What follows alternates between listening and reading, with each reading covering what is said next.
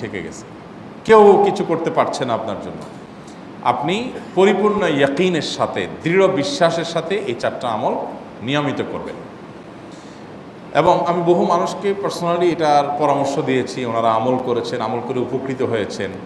এরকম বহু মানুষ আছেন, বৃদ্ধ মানুষ, বাবা ক্যান্সারে আক্রান্ত হয়েছেন অনেক দেরিতে, আল্লাহ তাআলা অলৌকিকভাবে সাহায্য করেছেন। হ্যাঁ, কখনো যদি আল্লাহ তাআলা এই আমলগুলো করার পরও আমার বিপদ দূর না করেন, তাহলে হয় আমার আমলের মধ্যে কোনো ত্রুটি ছিল, অথবা আমার এই বিপদ দূর না হওয়ার মধ্যে আমার জন্য কোনো কল্যাণ নিহিত ছিল। আল্লাহ তাআলা আমার দোয়া কবুল করে যে উপকার হতো তার চেয়ে বেটার কিছু হয়তো আমাকে দিবেন, এই ইয়াকিন একজন ইমানদারের থাকবে। সেই 4টা আমলের 1 নম্বর হলো ইস্তেগফারের আমল। ইস্তেগফার, আপনি ফেসে গেছেন কোনো জায়গায়, কোনো উপায় পাচ্ছেন না, আপনি ইস্তেগফার করতে থাকেন। আস্তাগফিরুল্লাহ ওয়া আতুবু ইলাইহি, আস্তাগফিরুল্লাহ ওয়া আতুবু ইলাইহি, আস্তাগফিরুল্লাহ ওয়া আতুবু ইলাইহি, আস্তাগফিরুল্লাহ, আস্তাগফিরুল্লাহ, আস্তাগফিরুল্লাহাল্লাযী লা ইলাহা ইল্লা হুয়াল হাইয়ুল কাইয়্যুম ওয়া আতুবু ইলাইহি ওয়া লা হাওলা ওয়া লা কুওয়াতা ইল্লা বিল্লাহ। আল্লাহুম্মা আনতা রাব্বী লা ইলাহা ইল্লা আনতা খালাকতানি ওয়া আনা আবদুকা ওয়া আনা আলা আহদিকা ওয়া ওয়া'দিকা মাস্তাতা'তু আউযু বিকা মিন শাররি মা সানা'তু আবু'ু লাকা বিনি'মাতিকা আলাইয়া ওয়া আবু'ু লাকা বিযামবি ফাগফিরলি ফাইন্নাহু লা ইয়াগফিরুয যুনুবা ইল্লা আনতা। সাইয়্যিদুল ইস্তিগফার। এভাবে যে কোনো ইস্তেগফার করতে থাকেন, আপনি বেশি বেশি করে আল্লাহর কাছে ইস্তেগফার, ক্ষমা প্রার্থনা করতে থাকেন, খুব বেশি। আপনার 2 ঠোঁটে অনবরত আপনি চাইতে থাকেন আল্লাহর কাছে ক্ষমা। এই ইস্তেগফার সম্পর্কে নবী করিম সাল্লাল্লাহু আলাইহি ওয়াসাল্লাম বলেছেন, মাল্লাজিমাল ইস্তেগফার, যে ব্যক্তি ইস্তেগফারকে আঁকড়ে ধরবে, আঁকড়ে ধরা মানে কি, এটা ছাড়বে না, সে পড়তেই থাকবে অনবরত। টয়লেটে যাওয়ার সময়টা, ঘুমের সময়টা, খাওয়ার সময়টা বাদে, অবসর নামাজের সময়টা বাদে, বাকি সারাক্ষণ সে ইস্তেগফার পড়বে। এরকম যদি কেউ করে, আল্লাহ রাব্বুল আলামিন জাআলাল্লাহু লাহু মিন কুল্লি হাম্মিন ফারাজা ওয়া মিন কুল্লি যায়কিন মাখরাজা, সকল পেরেশানি থেকে, সকল টেনশন থেকে বের হওয়ার পথ আল্লাহ তাআলা অলৌকিকভাবে তার জন্য আবিষ্কার করে দিবেন। এবং আমি আমার জীবনে যেটা বলেছিলাম, বিস্তারিত বলতে চাই না, এরকম পরিস্থিতি আসছে যে চোখের সামনে কোনো আপাতত রক্ষার কোনো পথ আর খোলা নেই, এমন ভয়াবহ বিপদ। ইস্তেগফার করতে করতে এমনভাবে আল্লাহ তাআলা সাহায্য করেছেন যে এটা কল্পনা করলেও মনে হয় যে স্বপ্নের মতো। কিভাবে এখন এই লোক এই জায়গায় আসলো আমার সাহায্যের জন্য, এই লোক তো এটা আমি এই জায়গায় আসার কথা না, টিকুনি এসে হাজির হয়ে গেলেন এবং উপকারটা, আমার সমাধানটা হয়ে গেল সমস্যা। তো আলহামদুলিল্লাহ, বহুবার আমি পরীক্ষা করেছি, আর আমার পরীক্ষার 2 পয়সার দাম নাই। হাদিসে বলা আছে, গ্যারান্টি দেওয়া আছে, আমার পরীক্ষা করলেই কি না করলেই। তাহলে একটা আমল হলো কি, ইস্তেগফার। সব সময়ের জন্য এটা কন্টিনিউয়াস করবেন, আর এমনিও অবসর সময় ইস্তেগফার করবেন। আরবদের মধ্যে সৌন্দর্য আছে, তারা বিভিন্ন ডাক্তারের ওয়েটিং রুমে বা বিভিন্ন জায়গায় মানুষ যেখানে অপেক্ষা করে পাবলিক প্লেসগুলোতে লিখে রাখে ইস্তেগফার করুন। আপনার হাইওয়েগুলোর পাশে লেখা থাকে ইস্তেগফার করুন, এবং তারা আসলে একটু পরপর দেখা যায় ইস্তেগফার করে। ভালো মন্দ গুণ সবার মধ্যে আছে, তাদের এই ভালো গুণটা আছে, ইস্তেগফার বেশি বেশি করা। আমরা ইস্তেগফার সচরাচর এইভাবে অনবরত অবসর সময় করার অভ্যাস অনেকের মধ্যেই নাই। আমরা এটা চালু করবো ইনশাআল্লাহ। বিশেষ করে যখন কোনো সমস্যা হবে, তখন ইস্তেগফার চলতে থাকবে মুখে অনবরত। ধীরে ধীরে মহব্বতের সাথে নিজেকে, নিজের পাপ অপরাধগুলোর কথা স্মরণ করে আল্লাহর কাছে মাফ চাইতে থাকবো, পেরেশানি দূর হবে ইনশাআল্লাহ। 1 নাম্বার 2, দুরুদ। নবী করিম সাল্লাল্লাহু আলাইহি সাল্লামের প্রতি দুরুদ পাঠ করা, এটা যদি আপনি নিয়মিত করতে থাকেন মহব্বতের সাথে, আল্লাহুম্মা সাল্লি আলা মুহাম্মদ ওয়া আলা আলি মুহাম্মদ কামা সাল্লাইতা আলা ইব্রাহিম ওয়া আলা আলি ইব্রাহিম ইন্নাকা হামিদুম মাজিদ, আল্লাহুম্মা বারিক আলা মুহাম্মদ ওয়া আলা আলি মুহাম্মদ কামা বারাকতা আলা ইব্রাহিম ওয়া আলা আলি ইব্রাহিম ইন্নাকা হামিদুম মাজিদ। আপনি একবার ছোট দুরূদ যদি পড়েন, সাল্লাল্লাহু আলাইহি ওয়াসাল্লাম, সাল্লাল্লাহু আলাইহি ওয়াসাল্লাম, আল্লাহুম্মা সাল্লি আলা মুহাম্মদ ওয়া আলা আলি মুহাম্মদ, শুধু এইটুকু পড়েন। জাযাল্লাহু আন্না মুহাম্মাদাম মা হুয়া আহলু, শুধু এইটুকু পড়েন।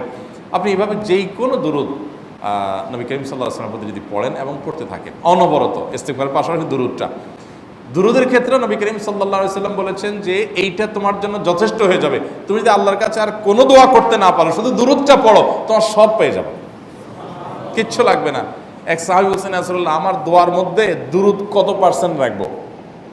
আমি তো আমার অনেক কিছু আল্লাহর কাছে চাইবো, দুরূদ মানে তো নবীজির জন্য দোয়া, মানে আমার জন্য তো আমি দোয়া করবো, আপনার জন্য দোয়া কত পার্সেন্ট করবো? 1/3, 1/4, তারপরে হাফ, এবার বিভিন্ন পার্সেন্টেজ বলছিলেন তিনি। নবী করিম সাল্লাল্লাহু আলাইহি ওয়াসাল্লাম বলেছেন যে হ্যাঁ, আরো ভালো। তো ভদ্রলোক এর বেশি, ওই সাহাবী রাদিয়াল্লাহু তাআলা আনহু, তিনি এর বেশি বাড়াতে একটা পর্যায়ে বলছেন যে আমি সব দোয়া আপনার জন্য করি। নবী করিম সাল্লাল্লাহু আলাইহি ওয়াসাল্লাম বলেছেন, তাহলে তোমার আর কোনো দোয়াই করতে হবে না, এর মধ্যে সব দোয়া চলে আসবে। কারণ আপনি যদি বলেন আল্লাহ আপনার নবীর প্রতি আপনি রহমত নাজিল করেন, আপনার নবীর প্রতি আপনি শান্তি নাজিল করেন, আপনি যেটা দোয়া করেন, তো আল্লাহকে আল্লাহর নবীর প্রতি আপনি রহমত নাজিল করতে বললে আল্লাহ তাআলা আপনার প্রতি রহমত নাজিল করবেন কি করবেন না? আপনি কাউকে খুশি করতে চান, কার কাছ থেকে কিছু আদায় করতে চান, তার ছেলেটারে যদি হাদিয়া তোহফা দেন, আদর যত্ন করেন, তো বাই ডিফল্ট অটোমেটিকলি ওই লোকের সিম্পেথি আপনার দিকে আসবে কি আসবে না? চোখ বন্ধ করে আসবে। তো আল্লাহর নবীর জন্য যখন আপনি দোয়া করবেন তখন আল্লাহ তাআলা আপনার মধ্যে রহমত নাজিল করবেনই, এটা নবী সাল্লাল্লাহু আলাইহি ওয়াসাল্লামের ওয়াদা। যেই কোনো পেরেশানি, তিনি আরো বলেছেন যদি কেউ দুরূদের আমল করে নিয়মিত, আল্লাহ রাব্বুল আলামিন তার সকল পেরেশানির জন্য যথেষ্ট করে দিবেন। এই আমলটাকে সবগুলো দূর করার জন্য যথেষ্ট হয়ে যাবে। এই দুরূদের আমলটা আমি দেখেছি সুবহানাল্লাহ গুলির মতো কাজ করে। আজকের ঘটনা, এক ভদ্রলোক সকালে একটা টেলিভিশন চ্যানেলে, বেসরকারি চ্যানেলে প্রোগ্রাম শেষ করে নামছিলাম লিফটে, তো উপস্থাপক উনি বলছিলেন যে ভাই মানে দুরূদের আমল পড়ে আমি কিছুদিন আগে একটা ইয়াতে মানে এমন একটা অবস্থা যে এইটা থেকে বের হওয়ার কোনো পথ আর নাই, শুরু করলাম দুরূদ অনবরত, এরপরে আল্লাহ তাআলা আমাকে এমনভাবে উদ্ধার করলেন আমি কল্পনা করতে পারিনি। আলহামদুলিল্লাহ এই আমলগুলো করে অনেক ভাইরা আমাকে অভিজ্ঞতা জানাইছে যে আলহামদুলিল্লাহ তাদের অভিজ্ঞতা অলৌকিক। হ্যাঁ, ওই যে বললাম কখনো যদি আল্লাহ তাআলা আপনার দোয়া কবুল না করেন তাহলে হয় আমার ত্রুটি আছে, আর না হলে আমার জন্য আল্লাহ তাআলা এর চেয়ে বেটার কিছু রেখেছেন, আমি সেই ইয়াকিন রাখবো ইনশাআল্লাহ বিইذنিল্লাহ। আর এই দোয়াতে সমাধান হবেই হবে, সে বিশ্বাস থাকতে হবে। নবী করিম সাল্লাল্লাহু আলাইহি ওয়াসাল্লাম বলেছেন, হাদিসে কুদসিতে আল্লাহ বলেছেন আনা ইনদা যান্নি আবদি বি, বান্দা আমার প্রতি যেমন ধারণা করে আমি তেমন আচরণ করি। এখন আপনি যদি চিন্তা করেন করে দেখি হয় কি না, দেখি ট্রাই করি, তাহলে ওই আল্লাহ তাআলা বলবেন ঠিক আছে দেখতে থাক। আপনি যদি ইয়াকিন করেন যে না নবী করিম সাল্লাল্লাহু আলাইহি ওয়াসাল্লাম যে বলেছেন অতএব সেটা হবেই, আর আল্লাহ রাব্বুল আলামিনের কাছে আমি ওইভাবেই চাবো যে আল্লাহ দিবেনই, আমি নিয়েই ছাড়বো, ইনশাআল্লাহ গুলি মিস হতে পারে, আপনার দোয়া মিস হবে না। ওই ইয়াকিন, ওই ঈমান আমার মধ্যে আনতে হবে, চেষ্টা করবো তো ইনশাআল্লাহ। তাহলে দুইটা আমল হলো, ইস্তেগফার আর দুরূদ। 3 নম্বর আরেকটা আমল হলো দোয়া ইউনুস। দোয়া ইউনুস, লা ইলাহা ইল্লা আন্ত সুবহানাক ইন্নী কুনতু মিনাজ জালিমিন। বেশি বেশি পড়তে থাকবেন, যখন বিপদে পড়বেন ইস্তেগফার আর দুরূদ পড়বেন সবচেয়ে বেশি, আর মাঝে মধ্যে দোয়া ইউনুস, লা ইলাহা ইল্লা আন্ত সুবহানাকা ইন্নী কুনতু মিনাজ জালিমিন। আল্লাহ সুবহানাহু ওয়া তাআলা কোরআনে কারীমে এই দোয়ার পরে বলেছেন ওয়া কাযালিকা নুনজিল মুমিনিন। এই দোয়া পাঠ করার মাধ্যমে ইউনুস আলাইহিস সালামকে পৃথিবীর ইতিহাসের সবচেয়ে অলৌকিক ঘটনা, সকল সায়েন্স, সকল আপনার বিজ্ঞানের তত্ত্ব সবগুলোকে আপনার সবগুলোর বিপরীতে বা সবগুলোকে আপনার ভুল প্রমাণ করে দিয়ে ওই জায়গাটার জন্য আল্লাহ তাআলা ইউনুস আলাইহিসকে মাছের পেটে ঢোকার পর সেখান থেকে আবার জীবিত রেখে বের করেছেন। অক্সিজেন অভাবে তো সেখানে এমনি মারা যাওয়ার কথা, আরও নানা কারণে মারা যাওয়ার কথা, তাই না? কিন্তু আল্লাহ তাআলা তাকে রক্ষা করেছেন, কারণ উনি ওই বিপদে পড়ার পর থেকে এইটা পড়তেছিলেন, লা ইলাহা ইল্লা আনতা সুবহানাকা ইন্নী কুনতু মিনাজ জালিমিন। তো আল্লাহ তাআলা কোরআনে বলেছেন এটা ইউনুস, তার নবী ইউনুস আলাইহিস সালামকে আল্লাহ তাআলা এর মাধ্যমে রক্ষা করেছেন, সেটা তার জন্য খাস না, এটা তার জন্য স্পেশাল না, বরং আল্লাহ বলেছেন ওয়া কাযালিকা নুনজিল মুমিনিন, এটা দিয়ে আমি তাকে রক্ষা করেছি, একইভাবে ঈমানদারদেরকেও এইটার মাধ্যমে রক্ষা করব। এটা বড় অস্ত্র পেয়ে গেলাম। দোয়া ইউনুস বেশি বেশি পড়বো ইনশাআল্লাহ, লা ইলাহা ইল্লা আনতা সুবহানাকা ইন্নী। আমার দেশে আবার দেখা যায় বিপদ হয়ে গেলে তখন হুজুর ভাড়া করে যে ভাই আপনারা সবাই মিলে এটা 1 লাখ বার পড়ে দেন, 1.25 লাখ বার পড়ে দেন, টাকা দিব আপনারা পড়ে দেন। আপনারটা আপনি পড়বেন ভাই, হুজুরদের কাছে দোয়া চান সমস্যা নাই, আর হুজুরদেরকে খাটায়া টাকা দিবেন কেন, এমনি টাকা দিবেন না দিয়া। আর এই দোয়া নিজে নিজে করতে থাকবেন। ইউনুস আলাইহিস সালাম ওই সময় কি লোক ঠিক করছিলেন যে ভাই আপনারা সবাই দোয়া ইউনুস পড়েন, আমি গেলাম, আমি মাছের পেটে গেলাম, আপনারা বসেন সবাই দোয়া ইউনুস পড়া ধরেন, করছেন উনি, ওনারটা উনি করছেন, তো আপনারটা আপনি শুরু করবেন দোয়া ইউনুস না। 4 নম্বর আমল হলো ইয়া যাল জালালি ওয়াল ইকরাম, এটা বিশেষ করে পাঠ করবেন। নবী করিম সাল্লাল্লাহু আলাইহি ওয়াসাল্লাম বলেছেন আলিজু বিয়া যাল জালালি ওয়াল ইকরাম, ইয়া যাল জালালি ওয়াল ইকরাম এইটাকে তোমরা আঁকড়ে ধরবে। ইয়া যাল জালালি ওয়াল ইকরামের মানে কি? এটা আল্লাহকে ডাকা, আর কিছু না, এবং হাদিসে বর্ণিত দোয়া, এটা মাসনুন দোয়া। ইয়া যাল জালালি ওয়াল ইকরাম মানে হে মহা ক্ষমতার অধিকারী, প্রতাপশালী এবং সম্মানের মালিক, এটা বলার মানে হলো আল্লাহর কাছে নিবেদন করা, যেহেতু আপনার প্রতাপ আছে, আপনার জালাল আছে, আপনার বড়ত্ব আছে, হে বড়ত্বের অধিকারী এবং হে সম্মানের অধিকারী, আপনার যেহেতু আল্লাহ তাআলা এটা, আপনার যদি এটা আছে, অতএব হে আল্লাহ আপনি আমাকে এটা দান করুন, আপনার সেখান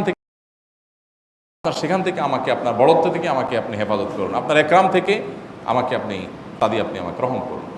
তো সেই দোয়া আল্লাহ তাআলার কাছে নিবেদন করতে পারি, ইয়া যাল জালালি ওয়াল ইকরাম। এর পাশাপাশি তাহাজ্জুদের নামাজ এবং যে কোনো নফল নামাজ। কারণ নবী সাল্লাল্লাহু আলাইহি সাল্লাম ইজা হাজাবাহু আমরুন সাল্লা, নবীজি সাল্লাল্লাহু আলাইহি সাল্লামের কোনো পেরেশানি শুরু হলে আগে ওযু করে 2 রাকাত নামাজ পড়তেন, ওযু করে 2 রাকাত নামাজ পড়তেন।